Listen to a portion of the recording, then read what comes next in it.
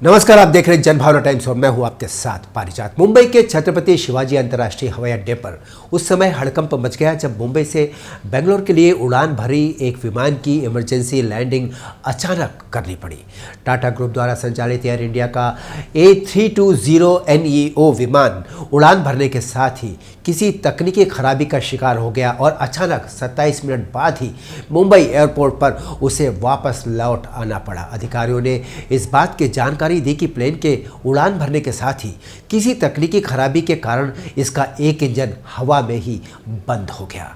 उसके बाद पायलट ने प्लेन को वापस एयरपोर्ट पर उतारने में कामयाबी पाई।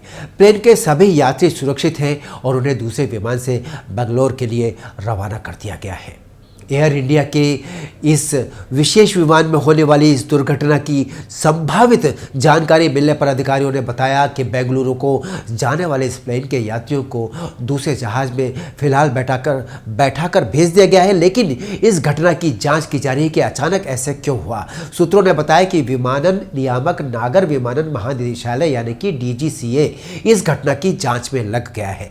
एयर इंडिया के A320neo विमानों में CFM के लीप इंजन लगे होते हैं। वहीं इस घटना के बारे में एयर इंडिया के प्रवक्ता ने बताया कि एयर इंडिया सुरक्षा को सर्वोच्च प्राथमिकता देता है। हमारे विमान के पायलट और दूसरे स्टाफ इस तरह की आपातकालीन स्थितियों से निपटने के लिए पहले से ही पूरी तरह से तैयार होते हैं, सक्षम और माहिर होते हैं। इस मामले में हमारी इंजीनियरिंग और मेंटेनेंस की टीमों ने तुरंत इस मुद्दे की जांच शुरू कर दी है।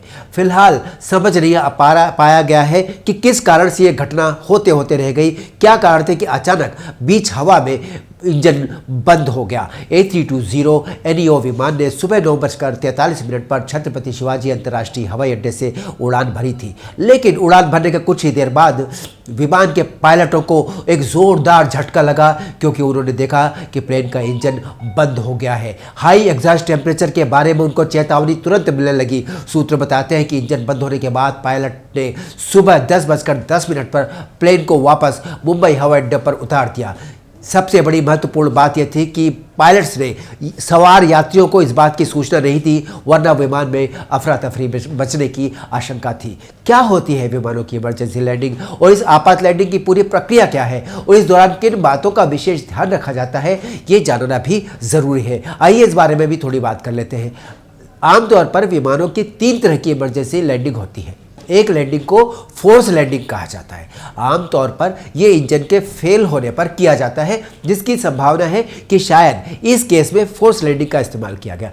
दूसरे लैंडिंग को प्रिकॉशनरी लैंडिंग कहते हैं। एहतियाती लैंडिंग भी आप इसको कह सकते हैं। इसमें विमान की उड़ान आगे के लिए संभव होती है, लेकिन ज़्यादा जोखिम नहीं लेते हुए विमान को आपात स्थिति में उतार लिया जाता है। इस लैंडिंग का इस्तेमाल आमतौर पर ईंधन की कमी, मौसम की खराबी, विमान में किसी की तबीयत खराब होने पर या किसी और विशेष आपातकालीन स्थिति के आने पर ऐसा किया जाता है। तीसरी तरह की लैंडिंग को डिचिंग कहा जाता है।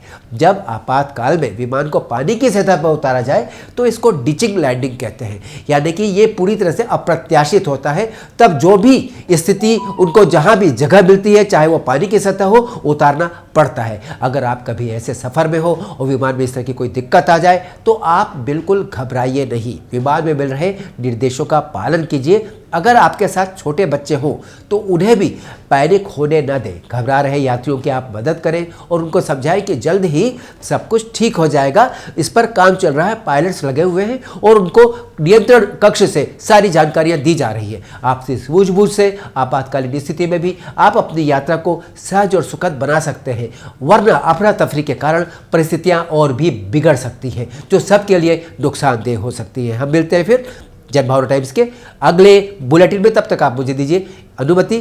देखते रहिए जनभावना टाइम्स। नमस्कार।